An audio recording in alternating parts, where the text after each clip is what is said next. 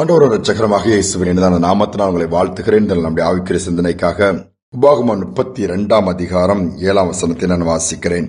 பூர்வ நாட்களை நினை, தலைமுறை தலைமுறையாய் சென்ற வருஷங்களை கவனித்துப் பார். உன் தகப்பனை கேள், அவன் உனக்கு அறிவிப்பான். உன் மூப்பர்களை கேள், அவர்கள் உனக்கு சொல்லுவார்கள். பூர்வ நாட்கள் கடந்து வந்த பாதைகள் எல்லாம் கர்த்தர் நினைத்து பார்க்க சொல்லுகிறார். அநேக நேரம் அதை நம்ம செய்ய மறந்துருந்தோம். நாம் இருந்த நிலைமை, கடந்து வந்த பாதை, கர்த்தர் இப்ப வைத்திருக்கிற நிலைமையெல்லாம் யோசித்தோம் என்று சொன்னால் நமக்குள் பெருமை வராது. ஆண்டவருக்கு நன்றி சொல்லுகிறவளா மாறிடுவோம். அதோடு மட்டுமல்ல, ஆண்டவரை தொடர்ந்து சார்ந்து கொள்வோம். இந்த நாட்டில் அதை பார்ப்பதில்லை. அதுதான் பெரிய பிரச்சனையாக என்று எல்லா இடத்திலும் பார்க்க முடிகிறது. இஸ்ரேல் ஜனங்களுக்கு அதான் சொல்லுகிறார். அவருடைய பிள்ளைகளை பார்த்து சொல்லும் பொழுது, பூர்வ நாட்களை நினைங்க, உங்க தகப்பன கேள், கடந்து வந்த பாதை எப்படிப்பா, நீங்க எப்படிப்பா உங்க காலத்துல கஷ்டப்பட்டீங்க. அம்மா கிட்ட கேட்கலாம், மூப்பர்கிட்ட கேட்டா அவருக்கு ஆலயத்து போனா அதனுடைய ஹிஸ்டரி, அது எப்படி ஆரம்பிக்கப்பட்டது, அந்த ஊழியம் ஒவ்வொன்றுக்கும் அதற்கு பின்பாக நிறைய தியாகங்கள் இருக்கும். இன்னைக்கு வளர்ந்து வருகிற பிள்ளைகள் நல்ல வசதியா எடுத்த உடனே கார்ல போகக்கூடிய பாக்கியம், பைக்ல போகக்கூடிய பாக்கியம், பஸ்ல போகக்கூடிய பாக்கியம், அல்லது நல்ல வீட்டுல ஏசியில தூங்கக்கூடிய ஒரு பாக்கியம், நிறைய வசதிகள் வாய்ப்புகள் உண்டாயிடுச்சு. நல்லா படிக்கக்கூடிய ஸ்கூல்ல சேர்த்து இன்னைக்கு பிள்ளைகளுக்காக பெற்றோர்கள் எவ்வளவோ செய்கிறார்கள். ஆனால் அதை பிள்ளைகள் மறந்து விடுகிறார்கள்.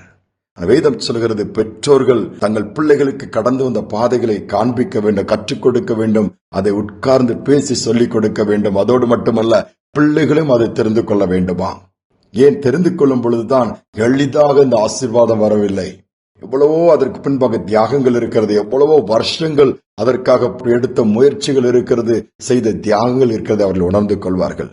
அநேக பெற்றோர்கள் நம்ம படுற கஷ்டம் பிள்ளைகளுக்கு தெரியக்கூடாதுன்னு சொல்லி வளர்க்கிறார்கள். அதனால் அந்த பிள்ளைகளே அவர்களுக்கு கஷ்டம் கொடுக்கிறவர்களாக மாறிவிடுகிறார்கள், பாரமாய் மாறிவிடுகிறார்கள். அவர்கள் உலக பிரகாரமா இஷ்டப்படி வாழ ஆரம்பித்து விடுகிறார்கள். விரும்பினதை கொடுக்காவிட்டால் விரோதியாக கூட மாறிவிடுகிறார்கள். எப்படி உங்களுடைய பிள்ளைகள் அல்லது நம்முடைய பிள்ளைகளை வளர்க்கிறோம்? கொஞ்சம் இந்த நாள் யோசித்து பார்ப்போம். கடந்து வந்த பாதை இது எளிதாக கிடைக்கவில்லை. அவர் இவ்வளவு கஷ்டப்பட்டோம். எங்களுக்கு சைக்கிள் கூட கிடையாது, வீடு கூட கிடையாது, வருமானம் கிடையாது, வேலை கிடையாது, சரியான படிப்பு கிடையாது. ஆனா உங்களை கர்த்தர் எவ்வளவு தூரம் வைக்கிறதுக்கு எங்களை இன்னைக்கு ஆசீர்வதித்ததான் சொல்லி கொடுத்து பாருங்க.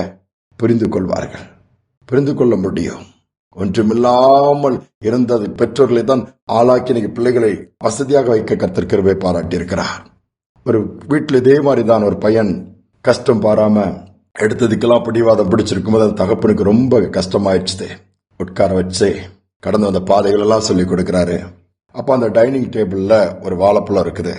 அதை எடுத்து அந்த பையன் கையில கொடுத்து, இதனுடைய ரேட் எவ்வளவு இருக்கும் தெரியுமா தம்பின்னு கேட்கிறாரு. 5 rupees அல்லது 10 rupees வரும் ஒரு பழத்துடையது. இப்போ 5 rupees அல்லது 10 rupees போது பெருசு கிடையாது, உனக்கு ஈஸியா கிடைக்குதுன்னு எடுக்கிறா, சாப்பிட்டுட்டு தோலை தூக்கி போட்டு போயிட்டே இருக்கிறா.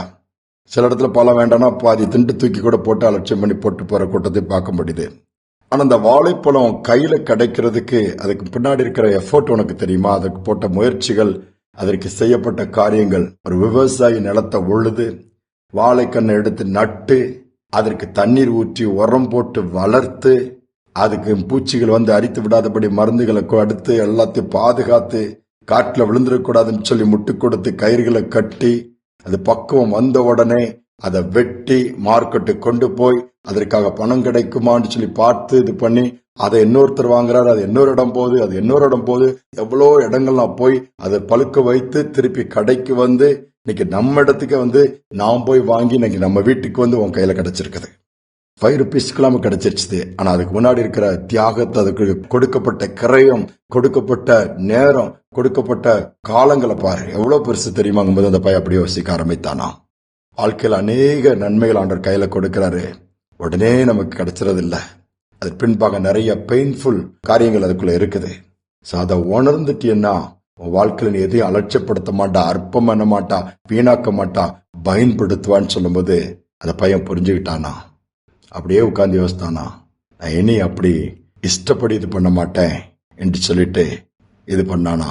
அந்த வீட்டிலும் பெரிய சந்தோஷம், சமாதானம் உண்டாயிடுச்சுதான். நம்முடைய வாழ்க்கையில பாருங்களேன், இன்னைக்கு நம்ம பிள்ளைகளோடு உட்கார்ந்து பேசுறோமா, காரியங்களை சொல்றோமா? அதெல்லாம் சொல்லாம உலகத்து நடப்பு அதெல்லாம் பேசிட்டு இருக்கிறோம் தேவையில்லாதவன். நாம் கடந்து வந்த பாதை, நம்மளை ஆண்டவர் நடத்தின பாதை, இவைகளை சொல்லிக் கொடுப்போம். நிச்சயமாக பிள்ளைகள் வாழ்க்கையில மாற்றம் இருக்கும். தேவனுடைய நாமம் மகிமைப்படும். ஜெபிப்போம். அன்பின் தகப்பனே, இந்த நல்ல நாளுக்காக நன்றி செலுத்துகிறோம். இதனால் நம்முடைய பாதத்துல தாழ்த்தி வந்து நிற்கிறோம்ப்பா. கடந்து வந்த பாதைகள்லாம் பார்க்கும்போது எவ்வளவோ ஆச்சரியமாக நீங்க நடத்திருக்கிறீங்க. யாக்கோபை குறித்து வேதம் சொல்கிற கர்த்தர் ஒருவரே அவனை நடத்தினார் சொல்றது போல நீங்க தான்ப்பா நடத்தினீங்க. நித்தமும் நடத்துகிற தேவனா இருப்பதற்காக ஸ்தோத்திரம். இந்த நாட்களும் கூட அநேக வாலிப பிள்ளைகள், சிறு பிள்ளைகள் தங்கள் பெற்றோருடைய கஷ்டத்தை புரிந்து கொள்ளாமல் பிடிவாதம் பிடித்து அநேக இடங்களில் அநேக காரியங்கள் முரட்டாட்டம் பண்ணுகிற காரியத்தை பார்த்து அநேக பெற்றோர்கள் கண்ணீர் விடுகிறதை பார்க்க முடிகிறது. இந்த பெற்றோருடைய கண்ணீர் என்று துடைக்கிற நாளாக மாற்றுங்கள். கீழ்ப்படியாத பிள்ளைகள் கீழ்ப்படிதலுக்குள்ள வரட்டும் அப்பா. புரிந்து கொள்ளாத பிள்ளைகள் புரிந்து கொள்ள குடும்பத்திற்கு ஏற்ற விதத்தில் உங்களுக்கு பிரியமாய் வளரட்டும், வாழட்டும், நாம அதனால் உயர்த்தப்படட்டும். அப்படிப்பட்ட கிருபை ஒவ்வொரு குடும்பங்களிலும் இந்த நாளில் உண்டாகட்டும். பெற்றோருக்கு பிள்ளைகளுக்கு நல்ல ஒரு சுமூகமான ஒரு பாசமான ஒரு பிணைப்பு இருக்கட்டும் அப்பா. வழி நடத்தும். நடக்க வேண்டிய வழியில பிள்ளைகளை நடத்த, வளர்க்க வேண்டிய விதத்தில் வளர்க்க கிருபை பாராட்டு துதிகன மகிமையை செலுத்துகிறோம். இயேசுவின் நாமத்தில் பிதாவே, ஆமேன், ஆமேன். கடந்து வந்த பாதைகளை திரும்பி பார்ப்போம். பிள்ளைகளுக்கு அதை கற்றுக் கொடுப்போம். அவர்களையும் அது பொறுப்புள்ளவர்களாய் மாற்றும். இந்த சிந்தனையோடு இந்த நாளை தொடருவோம். மீண்டும் நாளை தினம் சந்திப்போம்.